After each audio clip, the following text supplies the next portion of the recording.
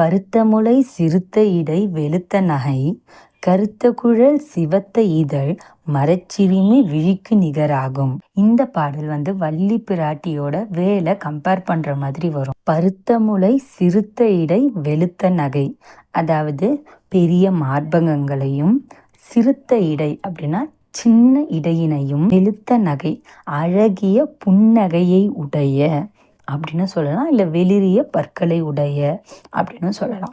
கருத்த குழல் சிவத்த இதழ், கருமையான கூந்தலை உடைய, சிவந்த இதழ்களை, ரோஜாப்பூ இதழ் இருக்கும் இல்லையா, அந்த மாதிரி சிவப்பான நிறத்தை உடைய இதழையும். மரச்சிறுமி, மரச்சிறுமினா இங்க வள்ளி பிராட்டியை தான் மரச்சிறுமின்னு குறிப்பிடுறாங்க.